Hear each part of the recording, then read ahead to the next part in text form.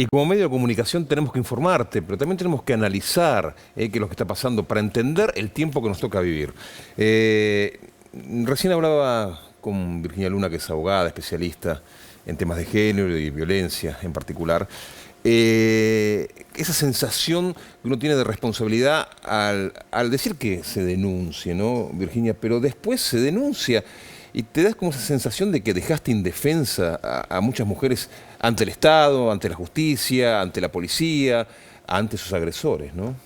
Sí, así es. El tema es que no están funcionando los resortes que deben funcionar para que una mujer se sienta protegida ante la situación de hacer una denuncia. Cuando una mujer denuncia, está en una situación de vulnerabilidad total. Entonces, el agente receptor de esa denuncia, que suele ser la policía en una primera instancia, tienen que estar preparados para poder contener a la víctima y para poder incluso, como auxiliares que son de la justicia, tomar medidas de prevención cuando una denuncia reviste suficiente gravedad. Y nunca tomar una denuncia como algo inverosímil, porque la ley, la legislación en materia de protección de las mujeres indica que toda denuncia que hace una mujer debe ser tomada y las medidas de seguridad se dictan inaudita parte, es decir, sin que la otra parte pueda oponerse u opinar al respecto. ¿Soy clara hasta ahí? Ahora, Virginia, sí, el tema es si no se puede hacer nada por estas denuncias que son desoídas o desatendidas, digo, porque evidentemente el machismo nos atraviesa y atraviesa también a la justicia, a la policía y evidentemente hay un vínculo entre esta desatención o relativización de la denuncia con precisamente una situación más cultural. Sí, es lo que yo no quisiera tomarlo en términos ni de feminismo ni de machismo. Me parece que el tema de la violencia de género es algo que es para todos y para todas igual y tampoco tiene color político.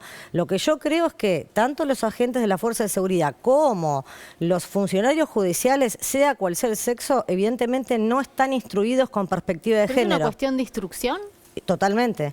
Para eso existe la ley Micaela, que es para los 3 poderes del Estado, para instruirlos en políticas con perspectiva de género.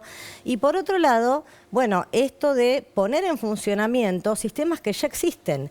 En noviembre del año pasado, el Ministerio de Seguridad dictó una muy buena resolución, que es la 408-2020, que es el Sistema Único de Registro de Denuncias por Violencia de Género, que tiene un protocolo para que la policía actúe, porque justamente el primer agente que recibe pueda tomar medidas de protección. Pero vamos a una comisaría en el conurbano o en los cordones de las grandes ciudades y te dicen que están sobrepasados de trabajo sobre hechos concretos y reales y que a veces una denuncia que es un hipotético y potencial peligro, quizás lo dejan para un segundo plano. Claro, después los casos terminan siendo estas tragedias que estamos compartiendo todos los días.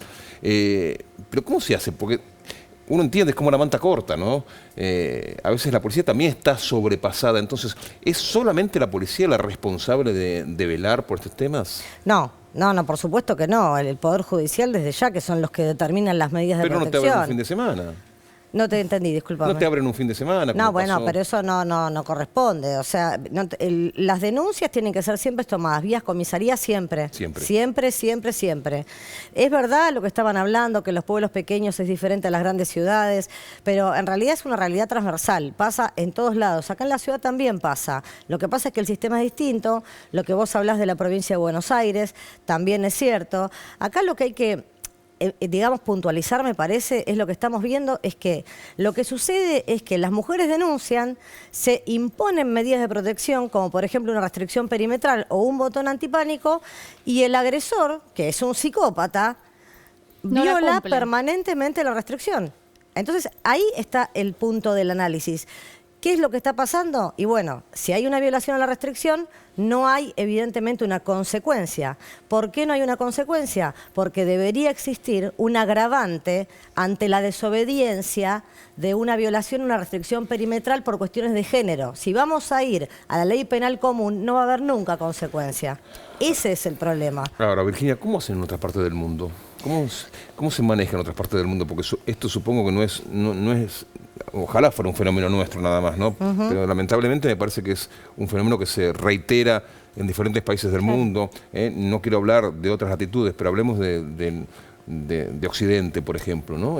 ¿Cómo hacen en otros países para lograr disminuir o atenuar esto? Bueno, en otros países hay un agravante por la desobediencia, entonces se detiene al agresor que violó la medida de restricción perimetral y se le otorga la libertad condicional a cambio de que se coloque una pulsera o una tobillera electrónica, cuestión que si vuelve a violar esa restricción, automáticamente la policía tiene las facultades para detenerlo en el momento. El tema es legal.